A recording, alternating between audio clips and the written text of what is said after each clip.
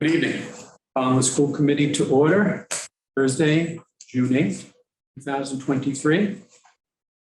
First item of business is the recording statement.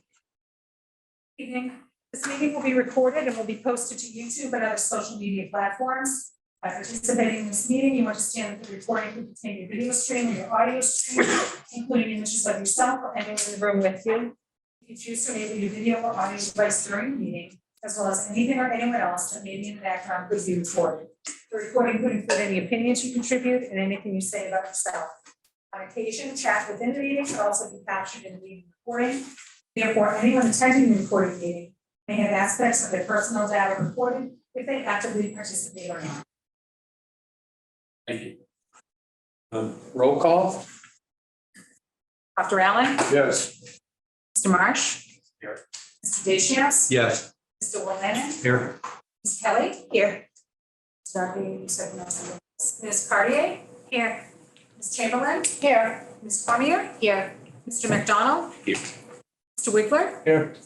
Ms. Thompson, here. Mr. Nutter, Here. Mr. Jean-Francois, and Mr. Chair. Yes, here. Again, thank you for school committee members for moving around the schedule, dealing with our one real item this evening is to interview a candidate, internal interim candidate for the interim superintendency here, July 1st. In your packet, at 6:45, Colleen Muha will be here. 6:45. So the first, I just wanted to kind of go over the directions and what we have in front of us. So we're able to not only do our due diligence, but be able to help everybody be focused, be able to ask any potential clarifying questions. I'll walk through everything for all of us. So we have the agenda. The scoring rubric, this is just for, as you can see in the first item, is just a rubric to help you in evaluating a candidate's depth and breadth, how one communicates, not only clearly, but also in substance in regards to the questions that are asked. There will be an opening statement opportunity. And again, we also on the form, any follow-up notes, kind of keeps you, if you want to follow up, and I'll explain what the best way for us to do that. Just an example of question one. Yeah, I asked Mrs. Chamberlain if she'd be willing to work with me, and she said she has been and will be and always has been. I will start the interview. I will do the opening, and I'll ask the first 5 questions. And then 6 through 10 will be asked through Ms. Chamberlain will ask Colleen the questions. And then we'll come back, wrap it up, and then come back to ask if there's any follow-up questions, clarifying questions from any member to Colleen. It's an easier flow to hold that, make your notes along the way, instead of through each question, well, what about this or that type of thing. It keeps the candidate, anytime they're interviewing, focused and what they need to do. It keeps us, I know it's a large committee, we have 13 people around the table here. But it's a very neat, thorough way of making sure people feel comfortable and we're able to follow up if you so choose to, if you have any clarifying questions. I always, even when I did this in my previous life, there are questions you can't ask. We call them illegal questions. They're all going to be focused at the questions at hand. A couple things you can't say, gee, where do you live? That's an illegal question. How old are you? How old are you? I see that you work for us for, do we have anything else in the packet? I do not. Just that, okay. Yeah. I see that you've worked here 5 years. Are you going to give us 5 more? Something like that. Those type of questions are not relevant to what's at hand.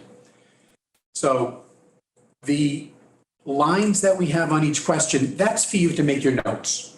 And the rubric there to help you. It's literally not a numeric and say, okay, at the end of the thing, how many fours do we have, how many threes? No, this is a guide, it's more of a guide. There are 10 questions. And there'll be a time for a closing statement. Then when we finish the interview, we could have some discussion. Well, we'll do any clarifying questions. I apologize. Any clarifying questions. All I ask, just so we have a sense of order and respect, just kind of give me a nod. You know what I mean? If you a nod, so let me say, okay, Dave, you have a question? Colleen.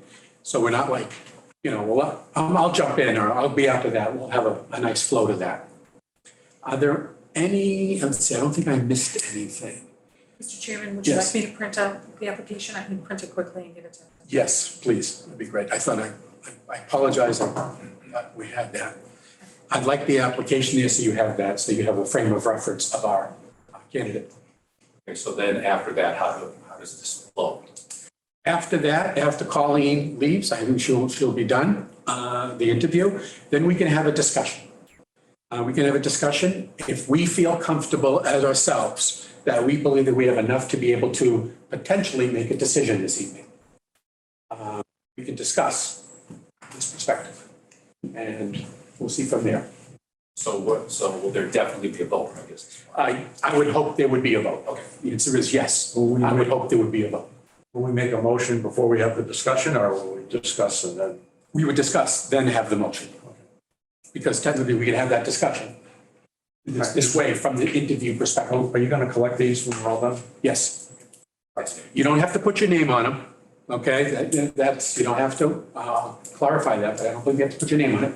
No, No. I think Jess has to hold them in sealed envelopes for a certain period of time. And then at that particular time, they would be destroyed because it is confidential. Well, it is Well, public, no, it is public. But But if there was ever a potential legality issue, as you would, that type of thing, you would have to have the records of that. So no, our names are not on them. Is there another question over here? I was just gonna ask, so then we were expecting to vote on it tonight, but I think that's already been covered. Yes. And then I would, the flow thereafter, but if we do the vote, then there would be probably, I would think, another motion to be able to authorize the chair and vice chair to enter into negotiations to work with a contract for the interim superintendent. And that would be voted, I would hope to have that voted at the 20th meeting, because at the end of the day, it's not us that make that decision. It will work through it, but it would be the full school committee that would vote the contract. That's what we would do. Anything else? Okay. She'll probably be here momentarily. And if that's okay with the committee, I thought that, I asked that if I could do the first 5 questions and then 6 through 10. Is that a nice thing? Rather than going around and having 10 people ask that type of thing and not knowing whose next question is going to be. It's all those nonverbals in life that you learned, for interviewing. Good solid procedure, go with it. And I know we did similar. Yes, sir. Has Colleen been aware that does she know what the questions are gonna be? No. But any superintendent candidate kind of knows the framework of what questions would be. And again, I thank all of you for doing your task, which was individually, and you ranked the questions. So that's how we ended up having a bank, because we had a bank of questions. So that's how that was determined.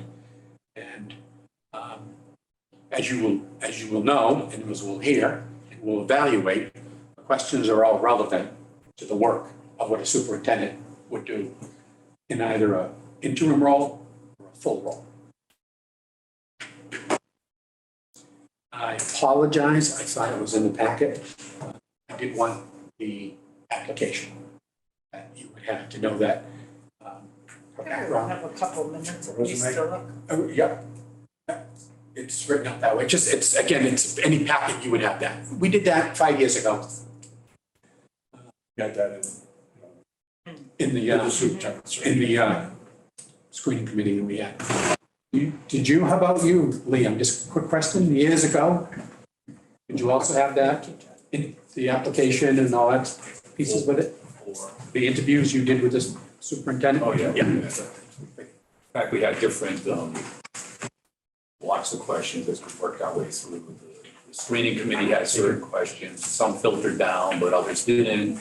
We asked school committee, same thing that we all did here. We asked school committee members to submit questions. Exactly, it's like we did. And we chose some. So, yeah. But you're correct, this is not grading. I mean, this is not, oh, great answer, 5, or I don't like that answer, 1. That's- Watch the demeanor of, the person who's being interviewed and, how she handles the question. There's a lot of things that go into it. Exactly. And that's exactly what our job too, is evaluating what they say and how they say it. So you're absolutely right. And it was Colleen, we said 6:45? Oh, so she's in the building. So, yeah, if you want me to, would you like me? Okay. She here? Yes, she's.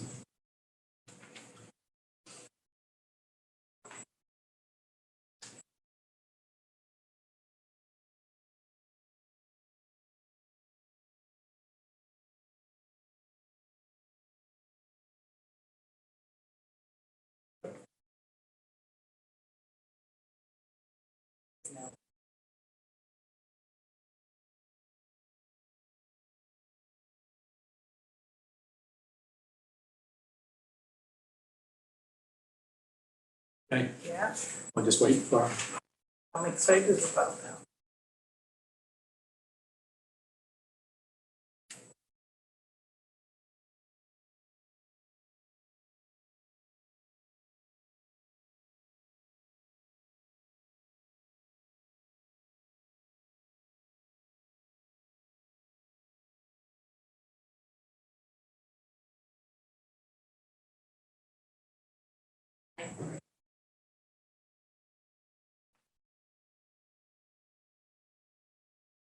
Some reason it seems later is even.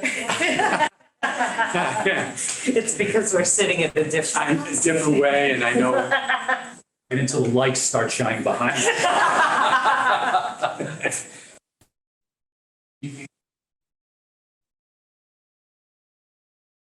Muha, I'm the one. Okay. I know, I should know. Muha. Good evening. Again, thank you for applying for the interim superintendency.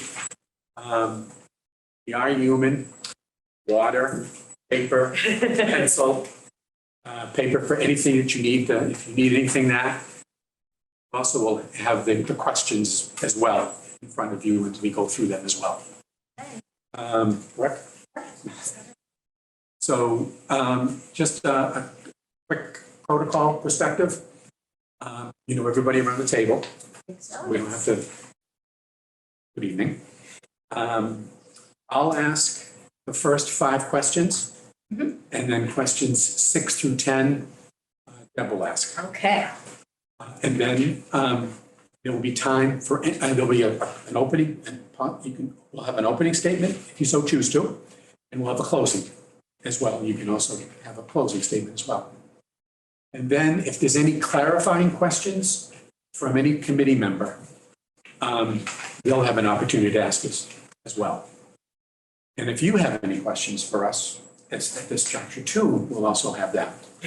And then the interview will be over, and then the school committee will be having discussion, and we'll be getting back to you ASAP. So I want to say, I know you're in the seat, and I'm just trying to say welcome.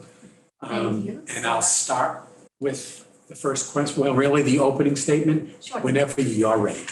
Okay. So first, I just really want to say thank you for accommodating me last week. No problem. It just means everything and quite honestly speaks to why I would like the opportunity to have this position. So one thing I think you may be wondering about is, why didn't she apply before and why is she applying now? So I'd like to just sort of address that. I love what I do. Like, I love my job. And I feel like we've worked really hard. I've worked a lot with our principals, with our teacher leaders, our educators, to create a vision for professional development, for mentoring, for new curriculum implementation. And then the other aspect of my job, which is writing and securing grants and implementing what we're going to do with those grants. And quite honestly, there's a lot. Like, there's just a lot that I do. And I felt like I didn't want to step away from that. I've been doing it for 5 years. I feel like there's still so much more to be done. And I don't want to let people down that we've worked so hard to create some of the systems and structures that we have in place. So that is one of the reasons why I did not apply initially. And then I think what started to change my mind was thinking about Quabbin. So I came to Quabbin 5 years ago, and I had been in a district for a long time. So I had stayed in one district for a long time. I had become, I moved all the way up, teacher, literacy coach, administrator, building principal in my children's elementary school, if you can believe that. I had my son for 1 year. And I never really thought of leaving that district, but I felt like I had more to learn and grow and offer. And I was not looking anywhere. I really was not just looking for a position. But someone within the district called me and said, hey, Quabbin has this position. And, my mom is actually a graduate of Hardwick High School. Fun fact. And for some of you who are from Barre, my dad had his probably second job in Massachusetts at Beard Chevrolet downtown.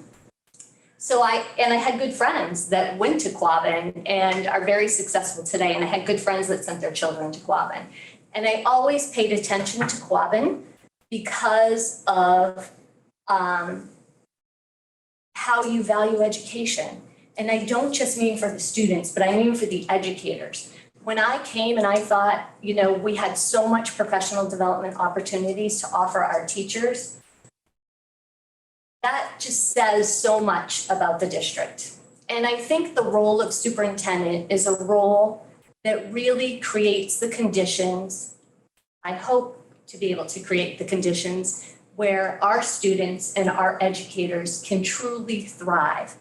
When I came to Quabbin, I immediately felt like I belonged. Everything from, the welcoming day for mentoring, and we have things here that, those of you who've been here for a while probably don't even realize that other districts don't have. First of all, a supportive school committee, it's a real thing. That doesn't happen everywhere.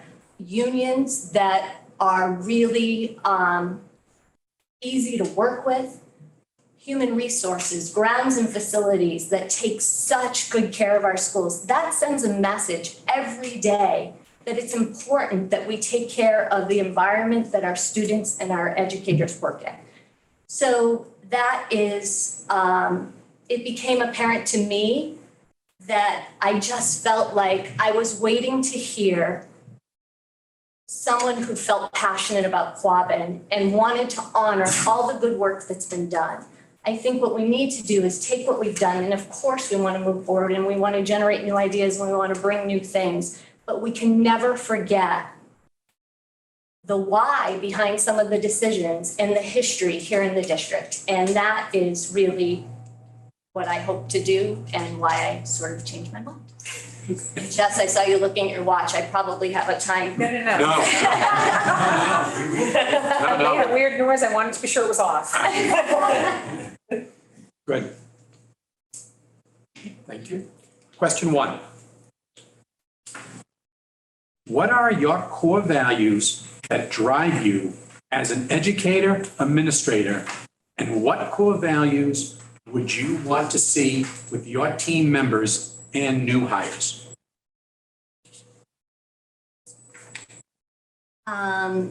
So I think one of the things that is really important to me is this idea of treating others as you want to be treated. So I think it's really important that we remember that we are human service at the end of the day. We're working with humans.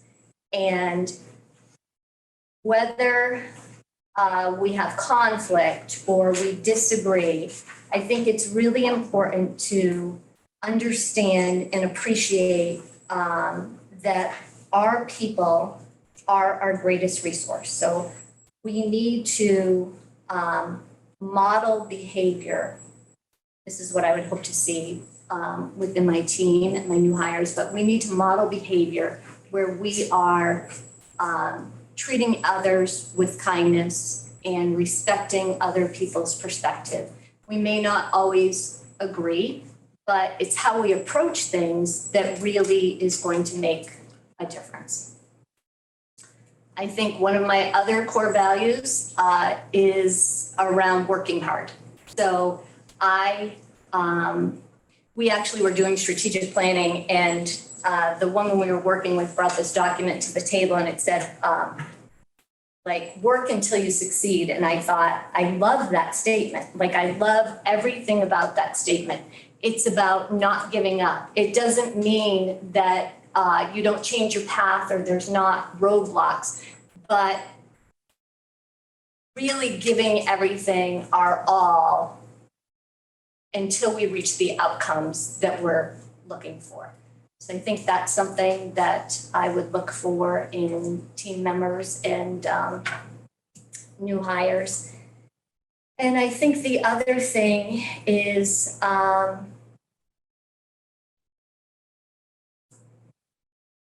maybe about listening for understanding. So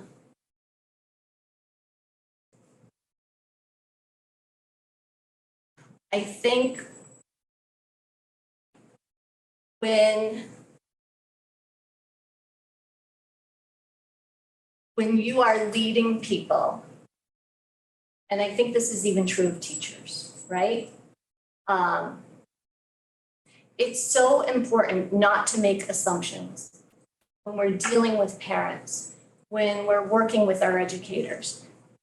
Whatever it is we're doing, that we're really listening to understand and we're asking those clarifying kinds of questions. And probably an example I could give you is when I was an administrator and I would evaluate our teachers. When I sat down with them after the evaluation, I would ask them 3 questions every time. But the first question that I asked them was, what were 3 key takeaways from the evaluation? So we would present them with a written evaluation, and then you sit down. Sometimes I get to sit down with them before we wrote it up, but oftentimes it was after. So they've had time to sort of read this and process it. And one time this teacher, who was a really great teacher, said to me, I say good job too much. And I said, in my mind, I'm thinking, what? That's nowhere, right? In this evaluation, I didn't write anything about that.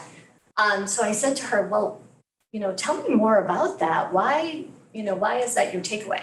So I had captured the whole narrative from the classroom. So student says, teacher says, student says, teacher said. So my feedback was around naming and noticing the behaviors that students do in order to move them forward, right? And she did say good job a lot, but she wasn't understanding what I meant in the feedback. She was focused only on what the student said. And I think if I had not, so I said to her, okay, what does that mean to you? What do you think a next step would be? And she's like, well, I need to mix up what I say to kids. So, I shouldn't just say good job. I should say well done.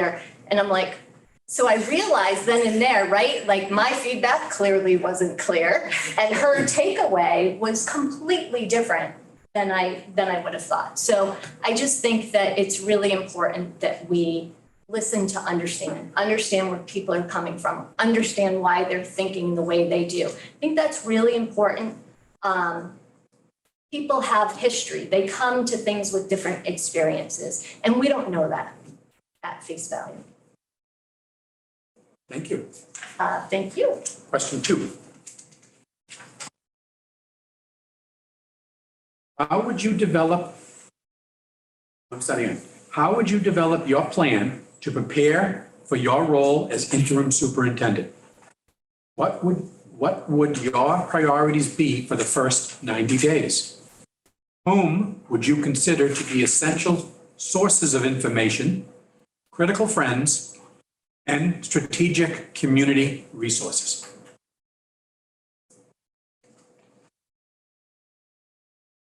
I think one thing, I might have answered this out of order. Can I do that? So first I'll just start with essential sources of information and critical friends. So I mean, obviously I hope to rely on Sheila quite a bit. I mean, currently I probably walk down to her doorway 10 times a day. So I think that's really important. I also have friends and colleagues who are in superintendents in other districts. I have a very close mentor who was a previous superintendent. He's now retired. He actually mentored me through my principal program. I have another friend who's retired from DESE that I've worked really closely with. And, you know, I think the essential sources of information are school committee being one of those, our educators, our parents, our community, our stakeholders, our students are essential sources of information. And in my first 90 days, what I would hope to do is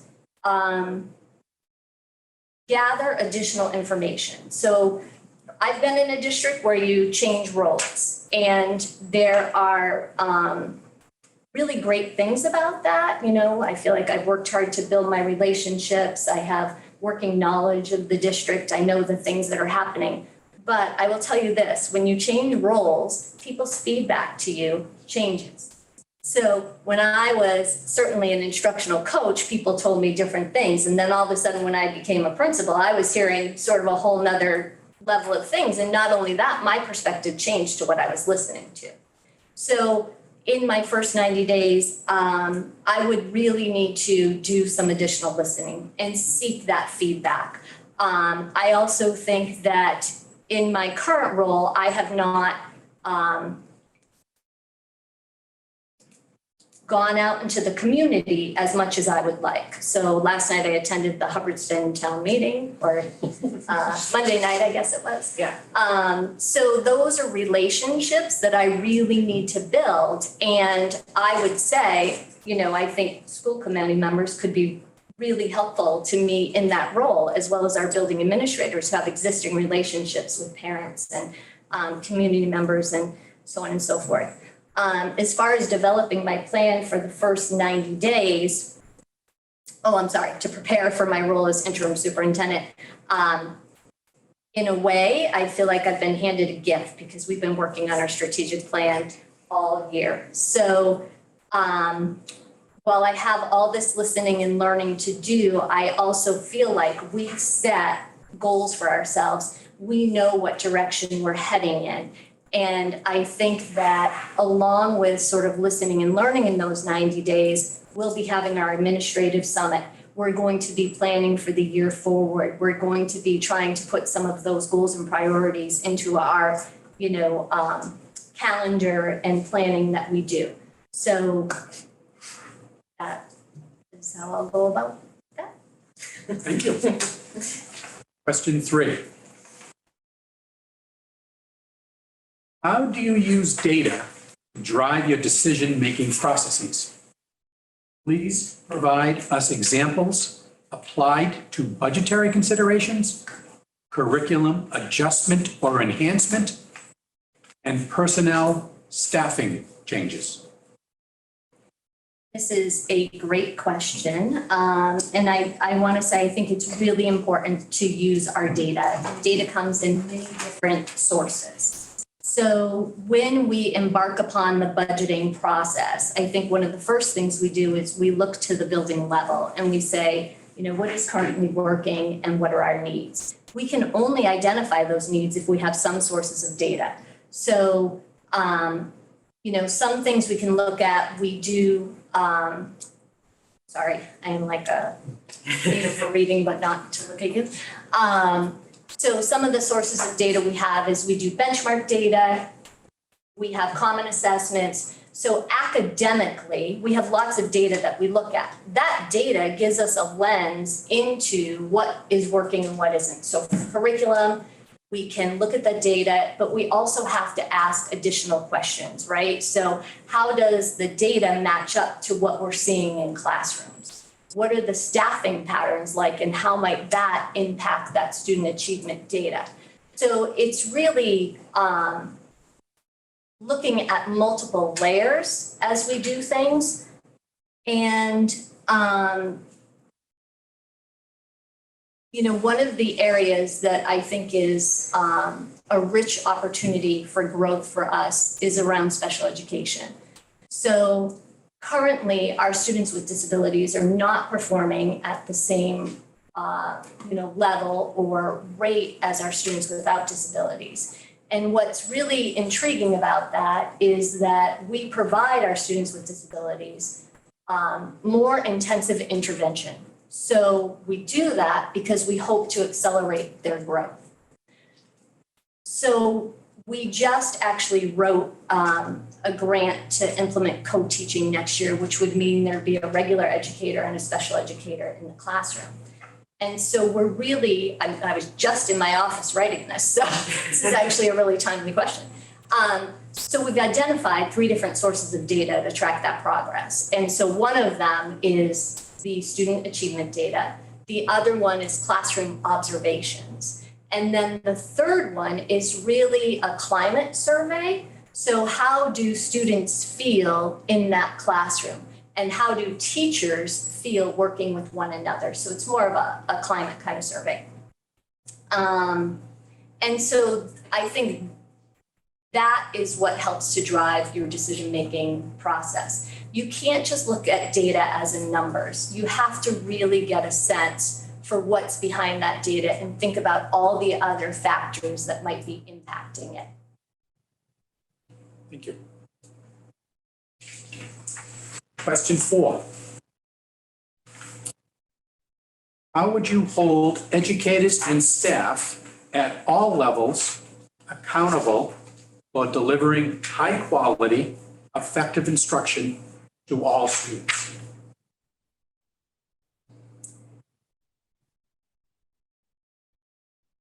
So first of all, I want to say, I think we really need to be careful that we're setting conditions for our educators to be able to provide high-quality, effective instruction.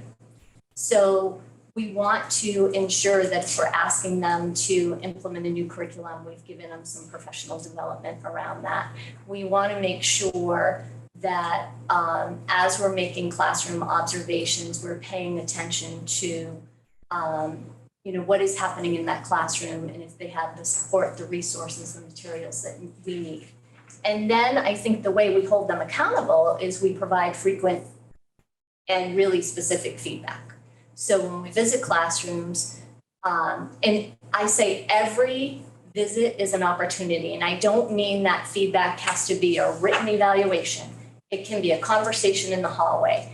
It can be me saying, hey, tell me why you used that book with your students, or tell me a little bit more about the student who is sitting at the front of the classroom, right?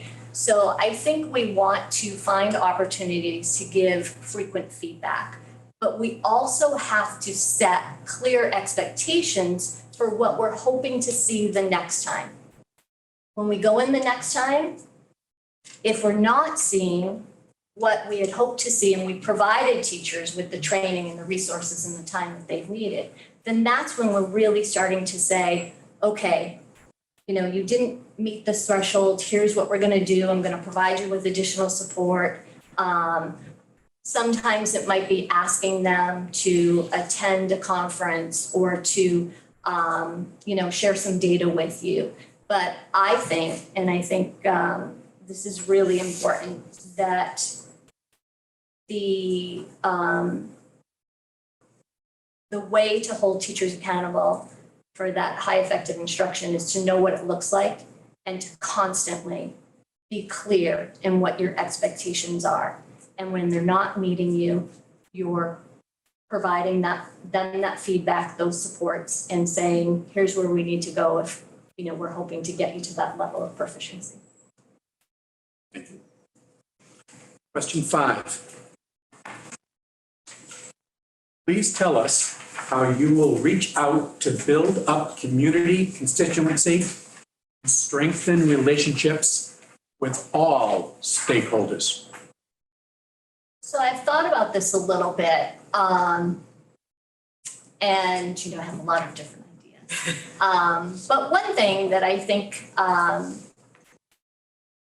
could be powerful would be like a district-wide newsletter where we're sharing what's happening at the school level, the district level, with all of our stakeholders. So something that our educators get, that our community members get, that our parents get, we could send them to town offices and select boards and senior citizen centers so that everybody sort of has an eye on what's happening at Quabbin.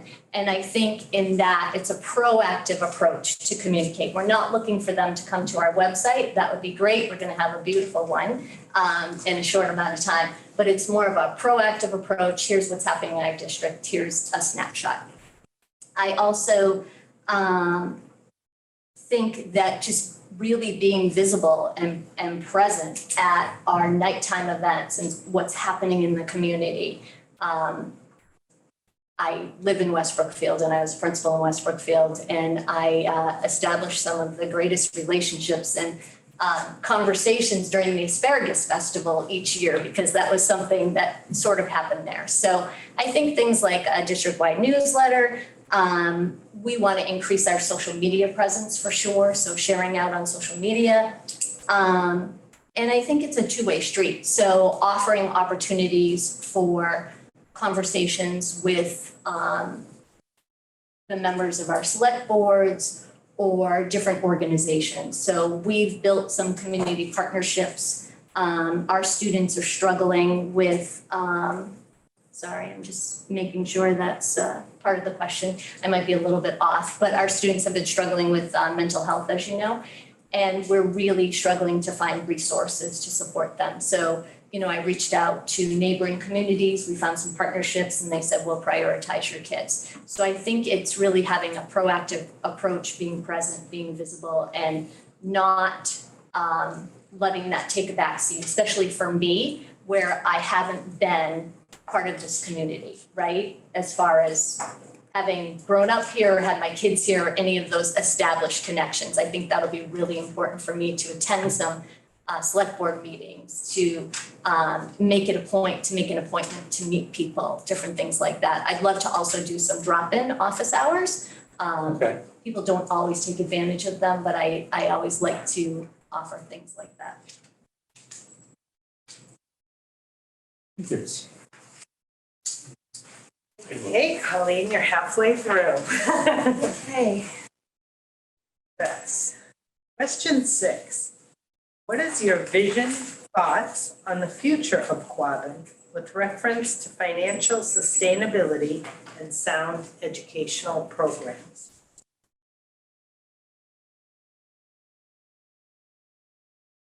So my vision is to continue to offer robust and diverse programs. I think that's really important, and I honestly think that is something that Quabbin is really built upon, and I do not want to lose sight of that. What I think we need to think about is we know our budgets are going to be challenging continuously until things change. So what I'd like to think about is, are there any opportunities for efficiency? Is there a way to partner with any other school districts or talent organizations, different things like that? We wrote a grant last summer. We wrote a grant, and it was really we had this idea to establish like an innovation type of center over at New Braintree Grade School. And we partnered with 2 other school districts, Narragansett and Mahar, to write the grant. You had to have a commitment from one another. And our idea was to be able to bring high school students together to give them more diverse opportunities. It could give them a location to learn together, and we all wouldn't need our own separate programs or separate equipment because they'd be housed in one. So I think different opportunities like that. Certainly, we have sought out a lot of grants in the past few years. We've been successful in getting grants. That has certainly allowed us to do more than we could have without that money. And I think we just have to be really responsible decision makers when it comes to budget. I think we really have to look, to your point about looking at the data, I think we really have to look at all aspects to make sure that we're making the best decisions possible so that we can achieve our goals in the most effective and efficient manner. Thank you. Question 7. Given the stress in the lives of young people today and the social, emotional, and academic pressures they face, how can educators in general, and a superintendent in particular, have an impact on the emotional well-being of our students?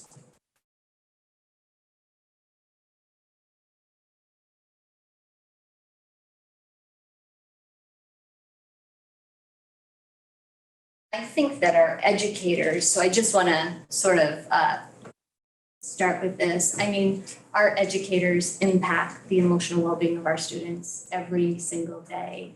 And I think something that I think about a lot, I guess if you ask me what keeps me up, this is probably it. I'm always thinking, are we doing everything we possibly can for our students? And right now, our students are struggling with mental health. We've gotten data from our students that shows that they are not feeling as connected to school as we really want them to be. That being said, our educators are under a lot of pressure themselves, knowing that our students are dealing with these challenges. So, I think back to when I was in school, and, my teacher sort of stood at the front of the board, and every one of us really, right, was like writing, and it was, you were an outlier if you weren't paying attention and you were sent immediately to the principal's office. We know that doesn't work, right? So we've changed. What is concerning, or what I think is challenging, is we want our students to achieve academically. We're pushing them, we're teaching the standards, we're holding them accountable, right? But when we see a child, we don't know if the next thing you say to them is going to be the thing that causes them to fall apart or get upset. And I think our educators are facing that each and every day. So one of the things that we've started to implement is around this culturally and linguistically responsive teaching. And I'm seeing it make a great difference in our classrooms. Our teachers are taking risks. I see teachers who are really sort of straight up teachers, and they're, clapping in their classrooms and they're doing different activities, right? And what I want to say about those strategies is those strategies help you leverage the academic content in a way that allows kids to feel safe and supported in your classroom. So, a simple activity might be something called, Four Corners, where we're asking students who agree with one statement to stand in this corner and another statement over here and another one over here, and then they sort of talk amongst themselves. So you've done the sorting for the students. They don't have to worry about who am I going to talk to. You've put me with someone who already thinks like I do. That feels good to me, right? And then you can leverage those conversations about the content, things like that. So I think that is one thing that we've done. And I think that is how a superintendent and educators can help support. We want to think about what are strategies that we're putting in our classrooms? What are programs that we're implementing? And then really, what are our expectations for our day-to-day interactions with our students? I don't walk down a hallway without saying hi to every student that I pass by. I just think those little small things are really important, and it helps kids feel like you're recognizing them and you're there for them.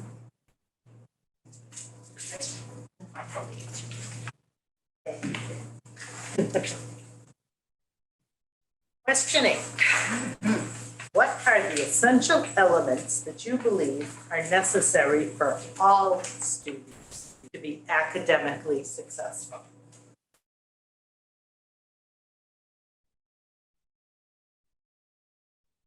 I think we have to be able to differentiate our content and our instruction to meet the needs of all of our students. I believe all students can achieve at high levels if we give them the proper supports and the right instruction. We want to make sure that we are providing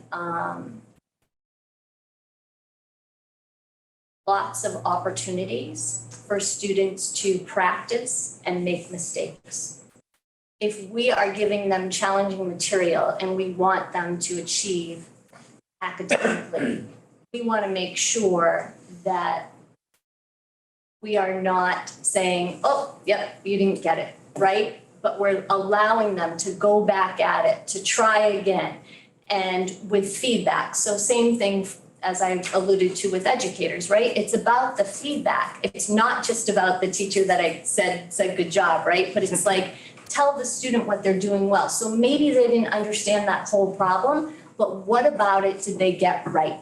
Tell them what they did well, and then show them the next step, right? So I think that that is really important, that we really have to differentiate our instruction, provide multiple opportunities for students to succeed, and really meet them where they're at with the supports that they need. Yeah. Question 9. As the interim superintendent of a regional school district in Massachusetts, what are the greatest challenges to the district, you, and the staff and students of the QRSD, as well as the 5 district towns?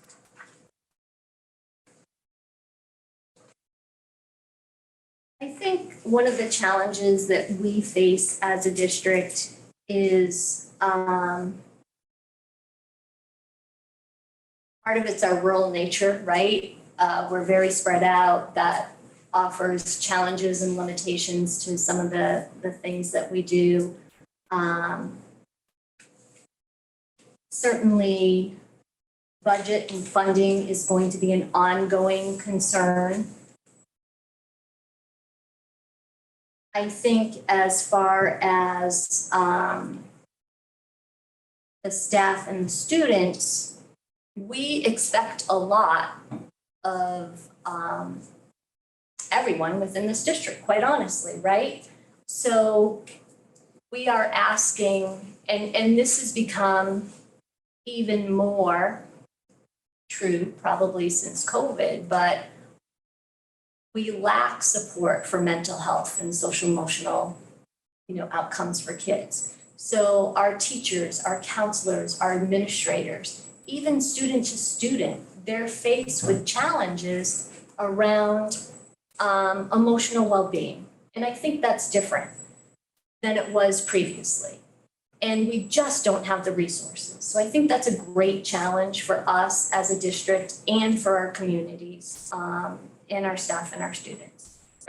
I also think that education is ever changing. I believe it's the second most researched field behind medicine. And we're always pushing forward, and that's a really good thing. It's a really good thing. But we have to decide what's the pace that we can accept change so that we're moving forward in a thoughtful way that gets us the results we want. We want to be careful not to jump on every new bandwagon or initiative, but to really be thoughtful about what's going to make a difference for our students and our staff. Right now, it's high quality curriculum. It is all the rage. They're offering grants right and left for high quality curriculum. If I'm an elementary teacher and I teach math, science, social studies, literacy, and I get a new literacy curriculum, it's going to take me a while to learn that. And it's going to take me a while to implement it really well with my students. So we want to be careful that we're not giving a literacy curriculum one year and a math curriculum the next year, but we're really being thoughtful around what our goals are and what it is that we want our outcomes to be. And we're making decisions about the pacing of what we're implementing. Now, that doesn't mean we go slow at all, because sometimes you got to do it. So I'll give you literacy as an example. We were, and I've shared these at school committee, but our results for our students as readers were declining. And so in the data, you could see it early, but I knew our teachers had received really wonderful, robust professional development. And it made them better teachers of literacy in so many ways. But the curriculum we had didn't address foundational skills for our students. So we had a team, we worked with the team for a year. We talked about what we were looking for in a curriculum program. We had a curriculum team, we piloted some programs, and we purchased them last year, and we started to implement them this year. Now, one of the things that was a key factor was getting teachers to understand how students learn to read. So I don't know about the teachers in the room, but I certainly didn't have that kind of training in my teacher education. And it was really important that teachers understood the science of reading to be able to implement a curriculum that had the foundational skills in it, because many of them we knew hadn't had that training. So along with implementing a new curriculum, we implemented training on the science of reading. Now, I could have implemented that training the year before, and some teachers might have thought that, felt a little bit better. But the challenge with that was they would have been learning about instructional practices for reading that weren't aligned with the materials they had, and I think they would have gotten really frustrated. So we did it all at once. And we just said, here we go, we're off and running. And they have been amazing, unbelievable, trying new things, learning along the way. But the conversations are starting to change. So when they look at student data, they're asking different questions. They're looking at that curriculum with a more thoughtful eye because they've put together the learning that they've had previously along with this new learning. And so that's just sort of an example of going slow and sometimes just having to kind of jump right in. I don't know if I answered that question or not. We can give it another go if you want. Thank you. Question 10. What does strong school-based leadership mean to you as a superintendent? What is the proper balance between school-based management, central office supervision, and school committee policy making and oversight? So strong school-based leadership, what that means to me as a superintendent is leaders who really have strength, not only in the daily management and operations, knowing how to build a budget, knowing how to work on schedules. That has to be really strong. I also think that they really have to understand teaching and learning. If this is what we do and we want academic outcomes for our kids, as I said earlier, every conversation is an opportunity about teaching and learning. So to have administrators who can walk the walk and talk the talk for real, like administrators who can give feedback, who've stood in someone's shoes, who could jump in and assist with the lesson is amazing.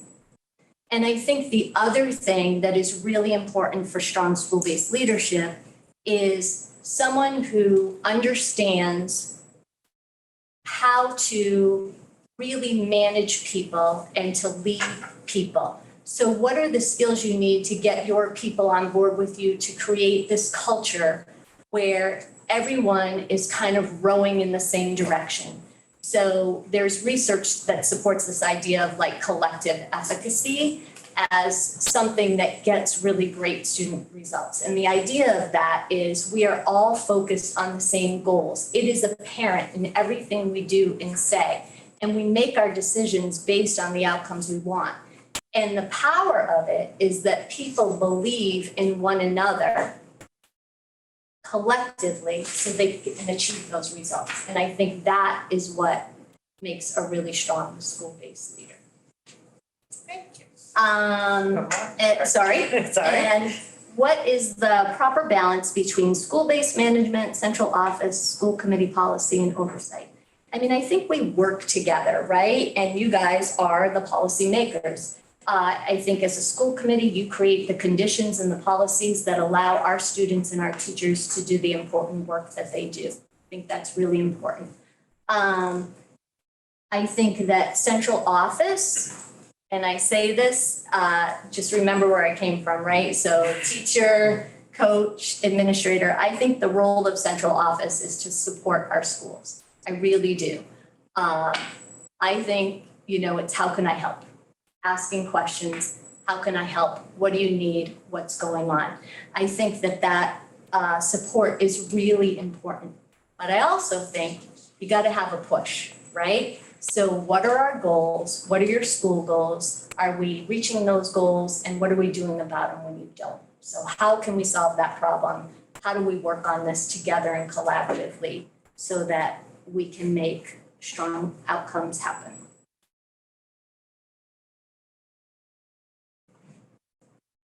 I think that's it. Thank you. That concludes the 10 questions. Oh, So, wow. very good. And before we do an opportunity for a closing statement, it would make sense that if anybody, of any committee members have any follow-up questions for you. Lee. So it's kind of a follow-up to two. Yep. And I kind of have an A and B, if Oh, that's okay. your indulgence. Absolutely. But if you don't, that's fine too. No, yes, sir, no All problem. right, so the A. So if the Colleen Mucha of tomorrow is the interim superintendent, what happens to all the stuff that the Colleen Mucha of today has been working on these past years? I've given that a lot of thought, and what really made me hesitate to apply for the job, right? But this is what I've learned. Honestly, this is something I've learned is, I don't want to use this term, but everybody's replaceable in some ways, right? So I think that's important, just to note that like other people can do the job, but I think we will need a plan. So I'm not going to sugarcoat that. We're going to have a new director of student support. We have more summer programs than we've ever had before on deck. And I want to be able to support that position and the person that goes in there. But we're going to need to support it. Do you know what I mean? Like Joe is there, he can offer support. And we will continue all those good things. Laura Holbrook is amazing. And honestly, the whole central office team is absolutely amazing. So I think we'll we're gonna figure it out. But I have to realize that I can't be the one to sort of do it anymore, and, we won't let anything drop, I promise. Okay. So the follow-up, the B question, and if you don't have an answer, I can appreciate that, okay? Don't feel compelled. So once again, if you're the interim superintendent and you've now been an interim for a year, and we do our,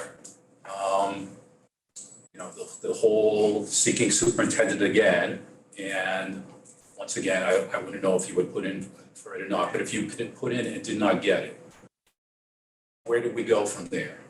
That's a great question. So what would be important to me, so I'm actually really glad you asked this. What would be important to me would be the opportunity to go back to the position that I currently have. So,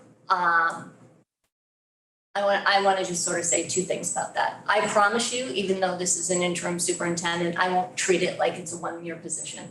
I see further beyond a year, and I will treat this so that we are moving down the road, not short-term, but long-term. So that's one thing I want to say.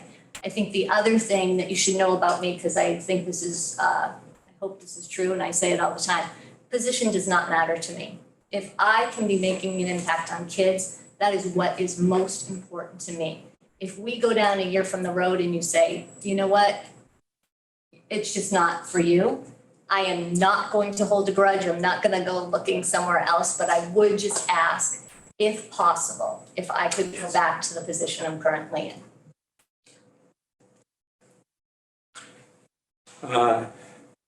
Skelly.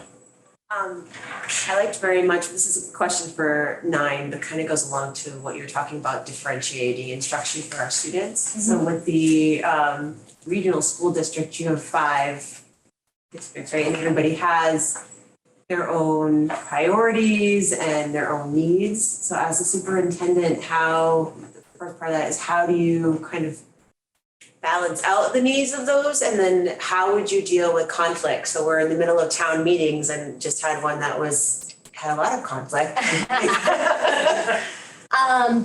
So as far as balancing the needs, each elementary school is really unique. I think we do, speaking from a curriculum, a teaching and learning perspective, I think we really try hard to have our teachers really in lockstep with one another. They have a lot of grade level planning time across the district. They're using the same materials. They have the same goals and priorities. As far as, town meeting and conflict, I have had some town meeting experience. So because I was in a regional school district before, we always faced the same challenges, except it was 2 towns. So in some ways, it was better because it was smaller. In some ways, it was worse because if you didn't get one, you didn't stand a chance, you were, done. But, I think listening to understand, like I talked about before, right? So if someone is at a town meeting and they're, asking a genuine question, or even if they don't ask it in a genuine way, just trying to find out where it is they're coming from. A lot of times, and I think this is true of the town meeting, certainly town meetings I've been to, people don't understand. It's a complicated process. The way we fund schools is complicated for people to understand. And when you're in a town meeting, most of the time, you have more of your senior citizens in that room than you do often of other townspeople of different ages.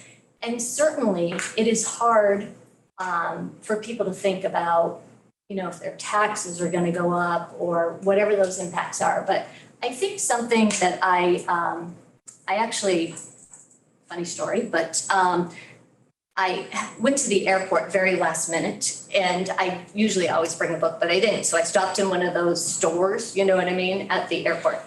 And there was a book on the shelf, and it was called Catalyst, How to Get Anyone to Change Their Mind. So, I'm married, I picked it up. But no, I picked it up because I am really fascinated sort of by that aspect. And so it actually is filled with really interesting stories and strategies about how sometimes it's not just about saying why we need to do something, but highlighting what's the impact if we don't do this. And something I think about for our communities is our job, what I hope we can do for our students is give them such a connectedness to our schools and our communities that they move back here. That's what we want. If they don't feel like they had a great school experience, they're less likely to come back and move to one of the Quabbin towns. So I think that's something we have to think about. The other piece of that is we want to educate our kids so that they can buy homes and be productive citizens in our community. And I think if the townspeople, if we had more conversations around, I think the other night,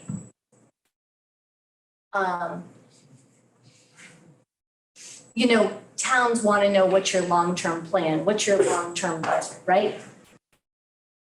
We need to flip that a little bit too. And what is their long-term plan and long-term budget? So if we teach our kids to be entrepreneurs and they decide to move back to town and they start a business, how does that benefit the town? So it's not just about us and what we're doing. It really is a cycle and we're all really important to it. And I think there are ways and strategies, and I'll let you read the book. It's so interesting. It actually starts on a chapter where they talk about people who hold hostages and how to get them to release the hostages. And I mean, there's just so many great examples that are actually very applicable to the work that we do. So I was pleasantly surprised. I haven't got my husband to change his mind. But anyways, yeah. So I think we just have to really think differently about how we approach that. We come in the same way, you know what I mean? And so we really need to listen to what it is that they're saying and present in a way they can hear. I kind of had a little follow-up to that myself. I had a note on that question as well about the Are you okay? transparency. Yes, I'm good. You good? Go ahead. So, Go ahead, Deb. and I know you talked about the newsletter and social media and what are some of your ideas to increase the transparency and, With budget and like you said, there are so many complicated things and the information is not always accurate at the time of meeting because people are making their best judgment, I think. And so getting that information out and being transparent, which has been a problem, how would you address? Yeah, I think in many ways, over communicating is not harmful in this case. Sometimes you don't want to over communicate, but I think that in those newsletters, we can highlight what are the programs, what are the priorities that we're working on, so people know them, right? But we don't know that they read and understood them. So offering some follow-up meetings and being proactive and having conversations early with our townspeople, town administrator, select board about what's happening in Quabbin and why. I also think that our numbers change all the time. Our student enrollment changes. We make budget decisions throughout the year because of different things like that. We are not nearly fully spent in our budget in December. Lots of different things can happen, and we have an amazing, amazing business manager, who pays attention to that, right, and is able to make those adjustments. But I would bet that many of our townspeople, our selectmen, don't even understand that's the process she undergoes when she makes changes to the budget. They think we've overinflated the budget and now we're bringing it back down, right? So I think we really have to be clear in why that happens. And Cheryl is crystal clear, right? She's crystal clear, but we don't always get the audience. So I think we have to be proactive in our approach to communicating that, whether it is setting up meetings and making time to put it in front of people. Thank you. Yeah. Oh, you Jump in like that. Thank you. Joanne. I wanted to go back to the question about the data Oh, yeah. and using data for the decision-making processes. So you talked about co-teaching, which I love, I'm all for that. But my question to you is there a district data team? And if not, would that be something that you might go forward to pursue? if, you know, the data continues to come in and we're not seeing the results that we want to see? It's really funny that you asked that question, but the answer to is there a district data meeting is no, we don't currently have one. I do think it could really help us. So what we've been doing is at the elementary level, we run data meetings really consistently, and you're familiar with that process because I think you talk about it at school committee all the time, right? So we're looking at our student results in literacy and math, and we're making instructional changes. We're, deciding what interventions to give students, so on and so forth. We've really been trying to implement the same kind of system for social emotional learning. And we're struggling because we don't have a team in place to be able to do that. So our principals are doing the best they can with their guidance staff, and they have small school-based teams. But I think, Joanne, we were actually talking about that. One of the strengths that Joe brings to the table is he actually, in his former role, did a lot of data. But I think we could have a more comprehensive approach if we had a district data team and then use the data team members to run some of those data meeting processes at the school levels. Anything else? Thank you. Anyone else with a clarifying question or follow-up? Just one? Sure. Just one. In regards to professional learning, you highlight absolutely the work, not only the literacy, the numeracy, the mental health. How will you continue to build upon a culture in the district that not only, as we do, value professional learning and for all employees? I always say anywhere from a principal to a crossing guard. Yep. What would be your perspective to continue that we at Quabbin, as well, we believe in a professional culture of learning? How would you strengthen or enhance that perspective outside of the educational world? Yeah, I actually think we just talked about this. So we were going into negotiations with office managers and different groups like that. And we talked about, well, what are some of the trainings that would really benefit them, and do we provide that? So that is something we definitely have a plan to do.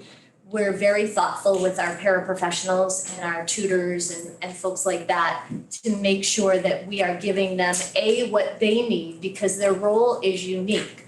A lot of times, some of our support staff are the people who are in recess duty, right? So getting them some CPR training, allergy training, things like that is really important for that work group, but they're also the people who are in our classrooms. So thinking about what the professional development is that they need when they're in those classrooms.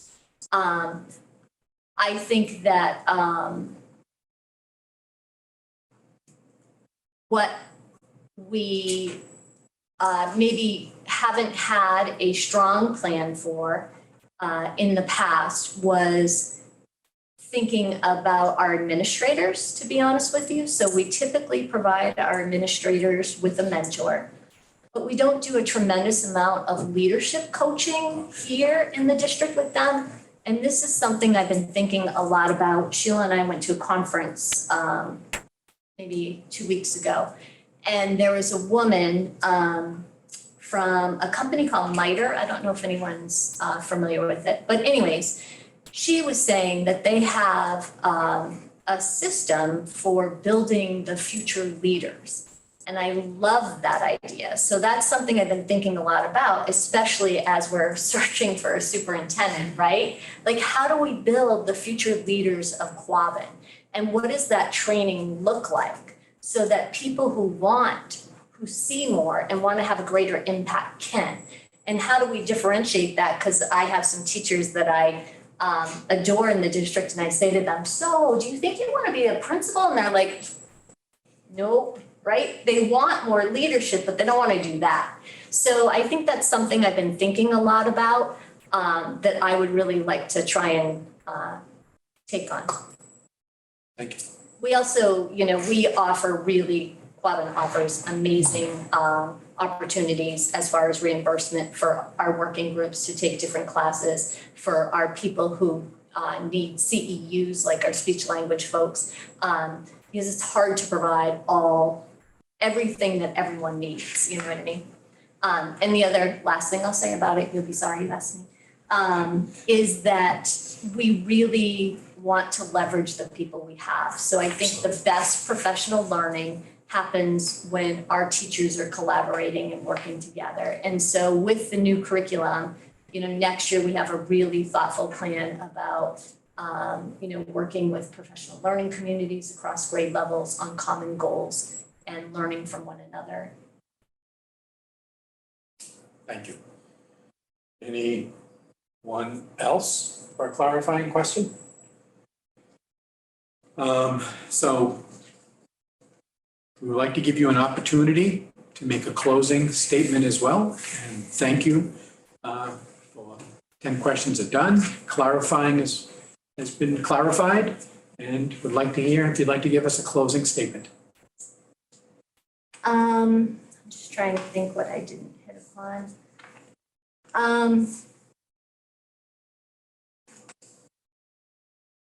I think one thing I want to say is that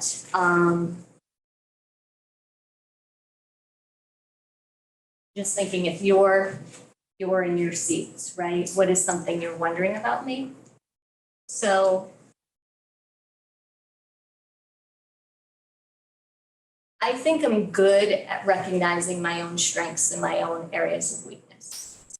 So one thing that you might not know about me is I do handle conflict in times of high stress, I think, pretty well. It's just I'm able to kind of compartmentalize and do what needs to be done. When I was a building principal, I had a really horrible thing happen in my district. I had a murder of 3 of my students and their mom. And it happened during the school year, late in the afternoon. And I learned so much from that experience about myself and about how to deal with a moment of crisis that I carry with me always. We worked with some amazing counselors that were just like, it was, you can imagine, it was everything from, are we having school tomorrow? Yes, of course we're having school tomorrow. Then what does that look like? And how do we make sure that our parents and our kids feel safe to come into the building? And then how do we communicate this message to people who are literally heartbroken, right? So, I think what I learned about myself was I know what I know really well. So I know kids, I know teaching, I know learning, I know what it means to be a parent and want the best for your kid. And in the moment when we were deciding if we were going to have school the next day, the local police chief was very much like, this is a one-off, no one else is at risk. It's a small community, small. We don't need a police presence in the morning. And I was like, oh yes, we do. We do, and here is why. I also learned how to accept and embrace help. You cannot get through situations like that alone. And I think it's really important to know who your people are, to call on them and not be afraid to ask for help. I'm gonna be honest, I had no idea what I was doing. We had counselors and I kept saying, okay, so I think I'm gonna ask, and this is like the night before, we need a statement. So I think we need a statement, we're gonna do this. And people who deal in something that is so specialized like grief can offer you something that you had no idea about. I think one of the greatest lessons that I ever learned, and it carries over into other aspects, was, you think coming to school tomorrow or that kids are gonna need all the support. I can tell you, some students are gonna need support, but other kids are gonna be saying, why are you sad today? Because they process in a totally different way. So, I just sort of highlight that because if I were sitting there, I'd think, well, how is she ever gonna lead an entire district, right? What's gonna happen to her when the first emergency happens? Or when she doesn't know what she's faced with? And I'm gonna tell you two things. I'm gonna call for help, right? I'm gonna use my people. And I will make decisions in a timely manner. And I will communicate to everyone who needs to know in a timely fashion. The night that our students were murdered, what was really important to me was being able to call my teachers on the phone and have conversations with them directly. I didn't want to send a one call, obviously. I didn't want to send an email, and I didn't want someone else doing it because when I was on the phone with them, I was gauging, are they going to be okay when they come in tomorrow? What support are they going to need? So I think that that is maybe something that you wouldn't know about me that I think I want to share. Okay, thank you. So that concludes our interview process this evening. And truly want to say thank you for applying. Appreciate your opening statement, giving us the reason. That was very, very honest and truthful. Much appreciated.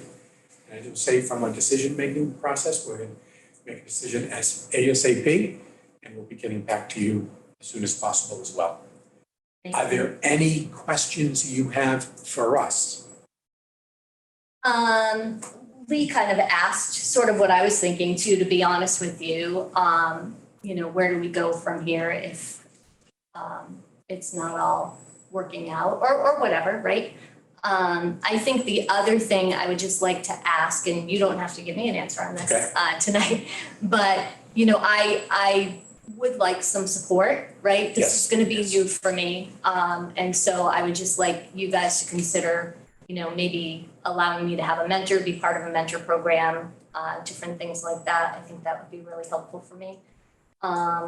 And then, you know, I would like to know from you as far as communication. We don't need to decide this tonight, right? Like, let you make your decision. But something I'm thinking about is how would you like me to communicate with you? What's the frequency? You know, what does that look like for this team? And what are you hoping for goals for whoever the superintendent is? I would sort of appreciate that.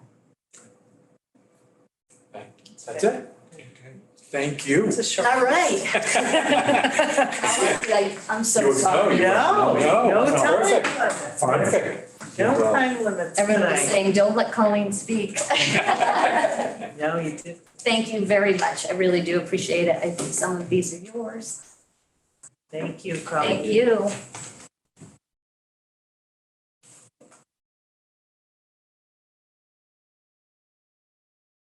Great. Thank you, Colleen.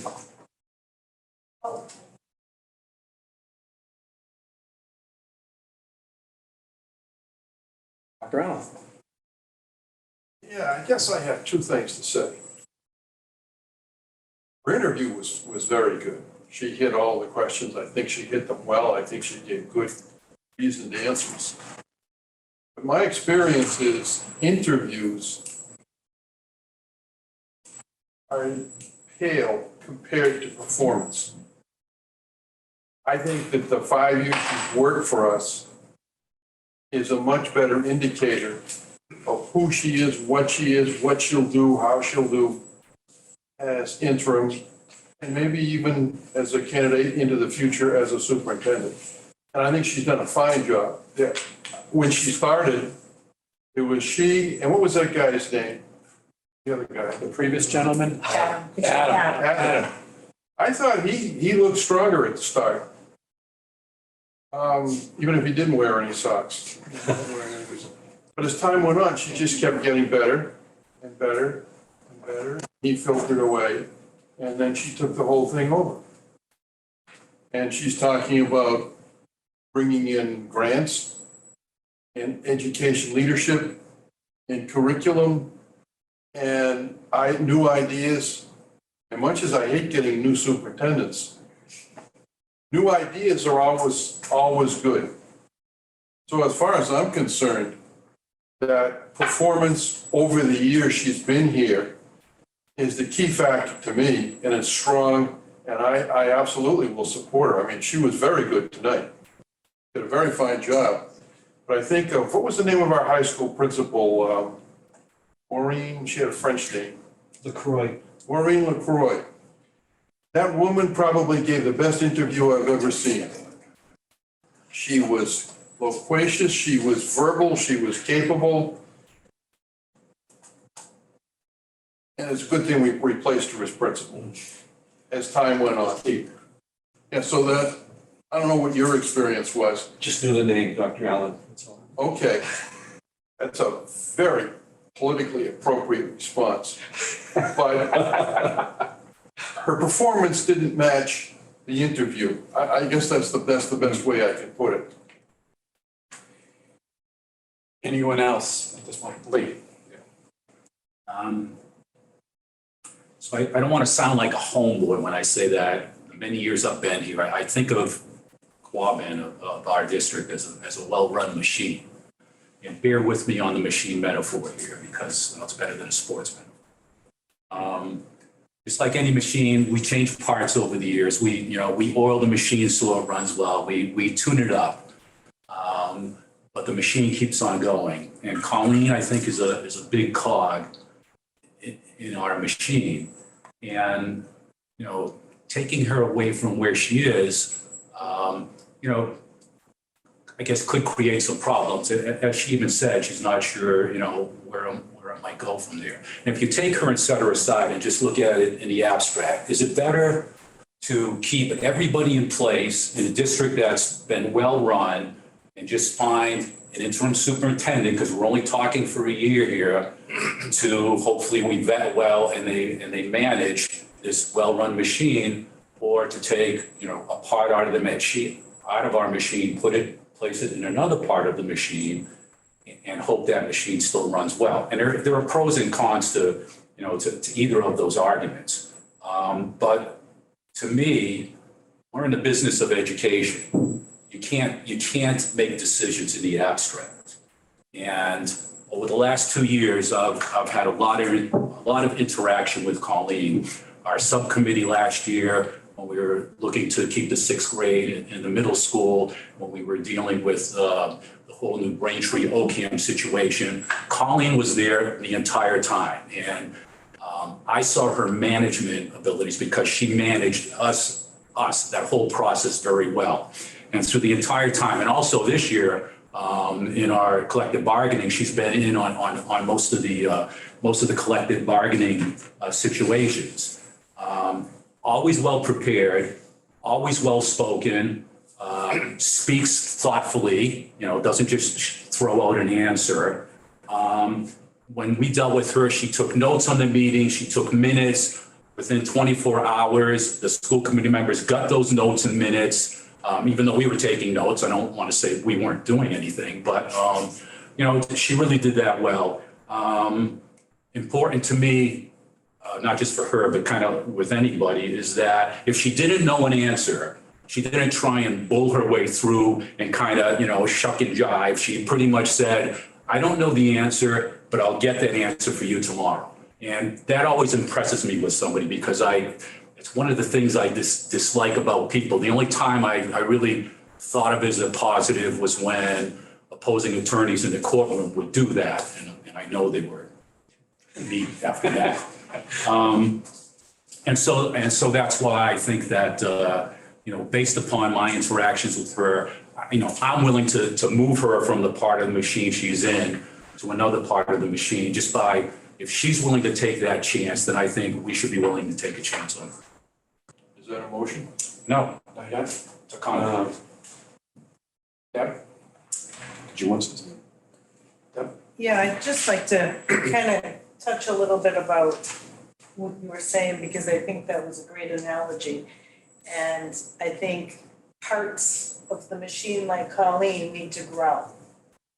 And I think she really has got her feet under her in the past 5 years to grow into this position. And maybe, the timing wasn't right for her or us, or however it's gonna work out. But I think she's ready for the challenges. One of the first interactions I had with her, I had met Sheila and Hubbardston one time for a meeting for something, and didn't know Colleen was even coming. And we had walked through the whole school, and she went into every single classroom, and she was fairly new to the district then. And she would go to students' desks and the teachers, and she just, everywhere we went, she was in there. And no one really took any notice of that.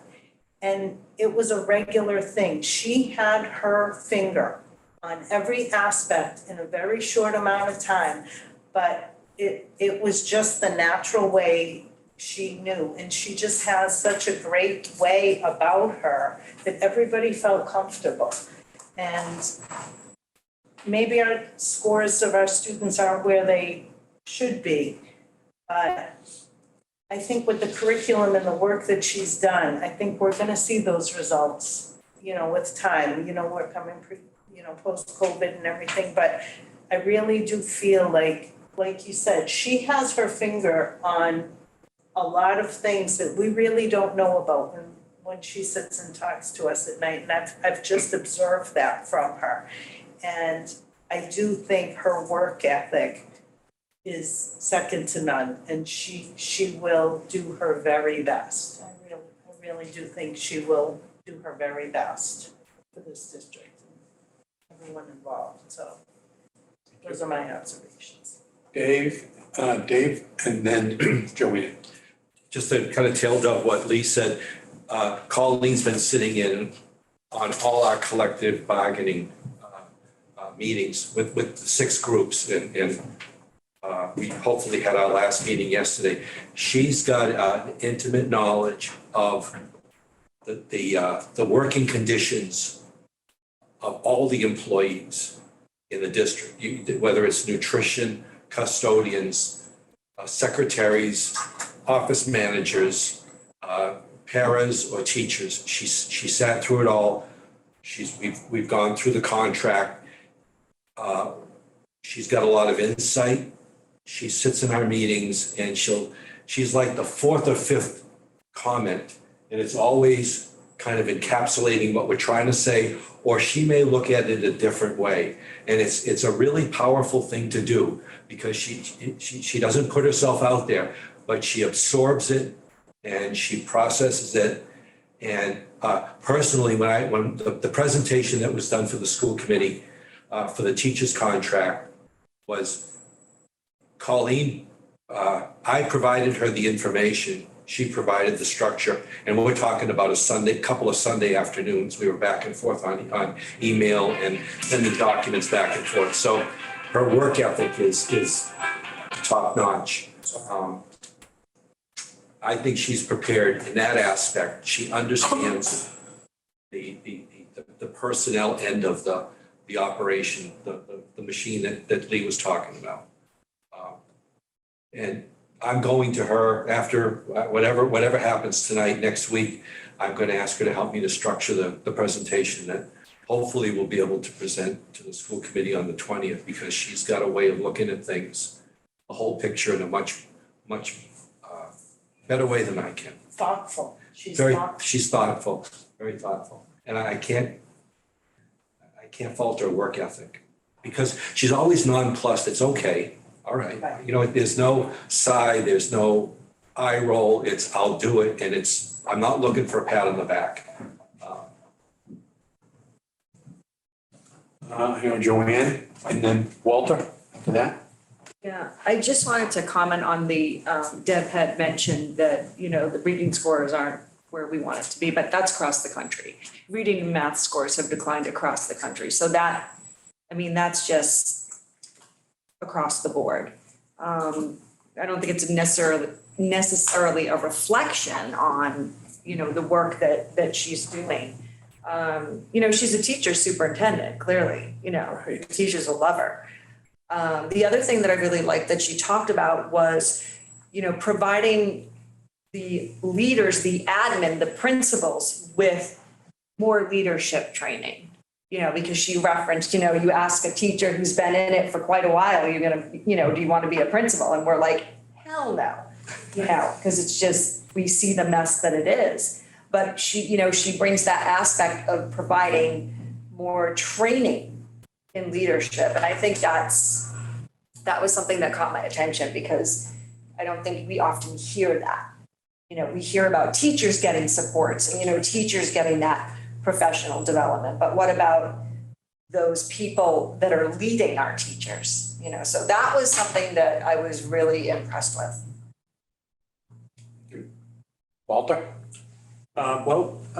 First off, going on my experience from the superintendent search committee, we saw a lot of really great candidates. And I think she was definitely up there with in my estimation, with the top ones we saw. And I like the idea of sort of a continuity with somebody from Quabbin, but she's got a lot of fresh new ideas, like you said, Joanne, and she wants to work on the special ed program. She wants to, there was several things that she saw, like the reading program, that can be improved. And I think, she's taking these things and she has ideas for making us even better than we are. And I think she's going to continue the things we do well. And she's going to improve some of the things maybe we don't do so well on. And I think she's going to come to learn in the job. I think she's well on her way to that already, so. So a real quick comment that I thought when Joanne was mentioning hers, she's positioning herself to bring up the next superintendent, like with the leadership, and that it was clearly her intent. Like she's setting up systems, and that's what a good leader does, right? They set up all of these systems that someone that steps into their role can take care of moving forward. And she's in her system. She's bringing up the next leadership of the district, which I think is fantastic. I want to make sure everybody has a chance to speak if they so choose to. Let me see if there's anybody else. First announce. I just don't want you to make a motion yet. That's what I'm gonna do. Mark. Yeah, I personally think that she did a moderately good interview, but the bottom line is I learned more from people at the table Exactly. about the interaction with Colleen, which impacts my thinking process. Yes. Quite honestly, more than the interview. That's fine. So, Good. I'm glad. That's what I'm glad you're saying that. I just have to reiterate what Lee was saying too. It's just scary to fill that hole when she moves up. Because she is phenomenal at what she does. And that's just a scary thing. But I think she knows that. She would, hopefully pick the right person. Anybody else?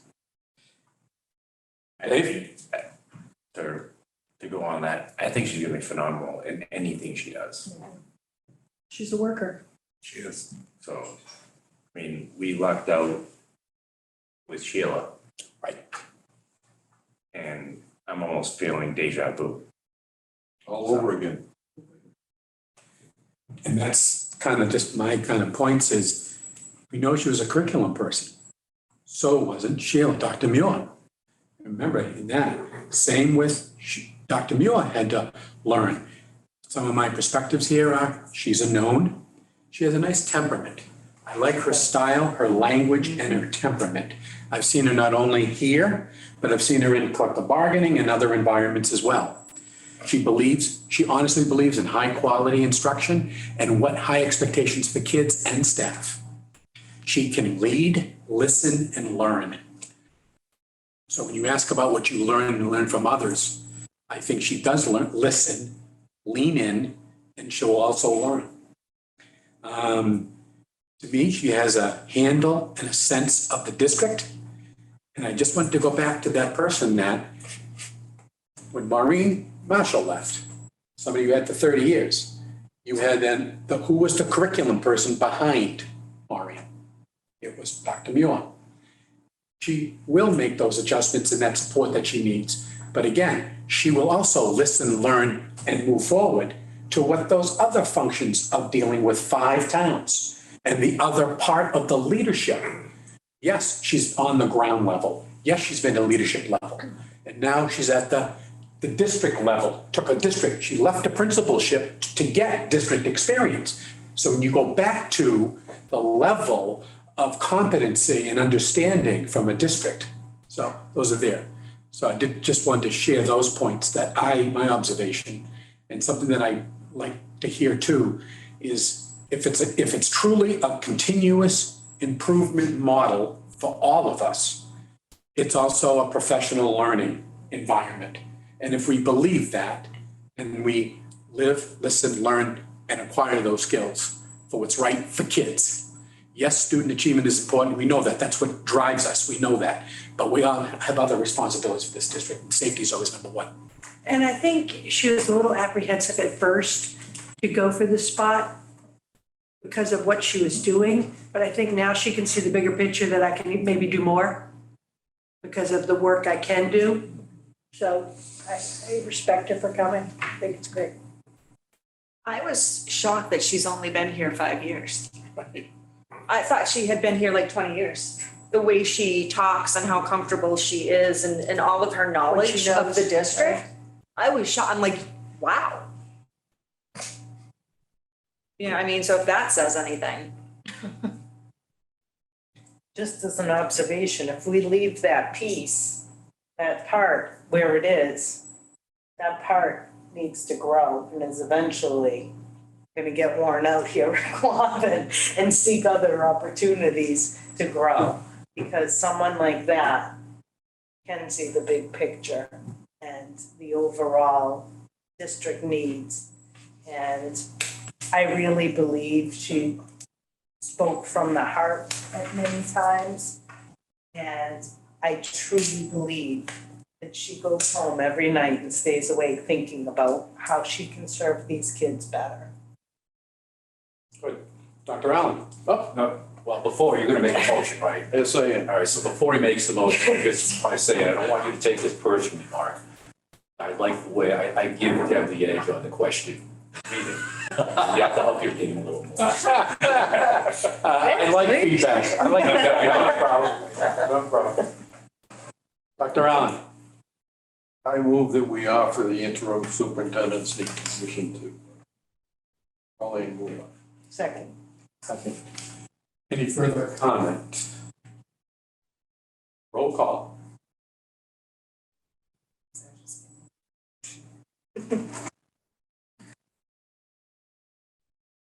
Dr. Allen? Hell, yes. Mr. Marsh? Yes. Mr. Deschamps? Yes. Mr. Liliana? Yes. Ms. Kelly? Yes. Ms. Gardner? Yes. Ms. Chamberlain? Yes. Ms. Cormier? Yes. Mr. McDonald? Yes. Mr. Wigler? Yes. Ms. Thompson? Mr. Nutter? Yes. Mr. Chairman? Yes. Dave? I move to allow the chair and the vice chair to begin the negotiations with Colleen. Second. Okay, second. Any- I'm sorry, what was the motion? Did you make a motion? To begin negotiations with Colleen. Negotiation. Oh, okay, yeah. You're in the vice chair.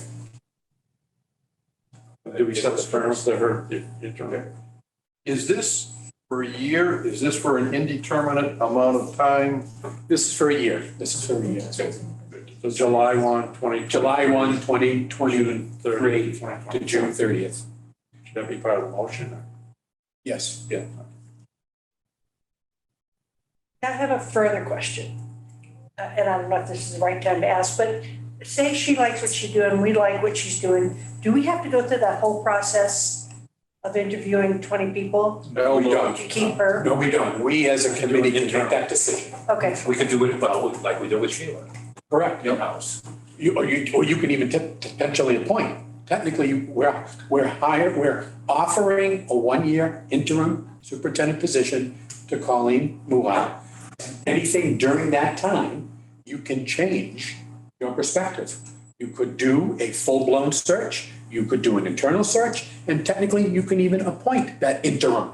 Yes. That's the committee's will. This is her tryout. I'm sorry. I think the rub is that the ideal time to start looking for a superintendent is, I think, September. That's too early, no. It's more like October, they start in November. Well, October, but anyway, she'll she'll just be in the job. And we don't know, we won't know for sure then whether we want to do a full-blown search, which would be the time to do it, or whether we want to wait, see how she works out. But that's our decision as we go through. We can do that. We can have this conversation. We'll have school opening in a little idea, maybe. But we still have the facilitator under contract, right? Correct. We do. And so we have a freebie, so it's not gonna Correct. cost us anything. No. If we go forward. No. Correct. And MASC is still with us. They are still available for whatever our next, they would have assisted us with this, but we decided to go internally, but they are still part of the quote included that they would stay with us until the superintendency was filled. And so if we were to go forward in October, whatever, and in January, February, maybe we decided that, okay, we want to go with our interim, we could just cancel that, no cost to the school committee at all. Correct. So there's no downside, I guess, in a way to go forward when it seems logical to go forward, even though in the back of our minds, I guess we'll be looking to see if we stay in-house. And I think that,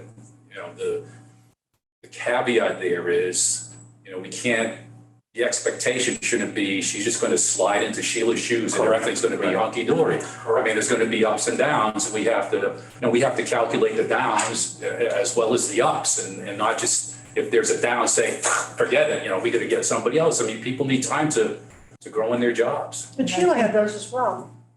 Even if we had hired a seasoned superintendent to take, there would still be the same learning curve of our no matter what the experience or the background, we're gonna have to probably deal with some of it.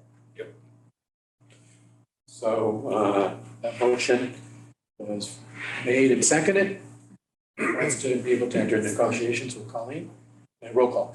Dr. Allen? Yes. Mr. Marsh? Yes. Mr. Deschamps? Yes. Mr. Walden? Yes. Ms. Kelly? Yes. Ms. Cartier? Yes. Ms. Chamberlain? Yes. Ms. Collier? Yes. Mr. McDonald? Yes. Mr. Wigler? Yes. Ms. Nonsense? Mr. Nutter? Yes. Mr. Chairman? Yes, keep everything in your folder. We'll pass everything down. Passing it. Oh, you want it in a folder? Why not? Let me do that for you. You can leave it in the folder and pass it down. I'll entertain a motion to keep that if you like. Yeah, move the adjourn. Is there a second? Sure. All right, and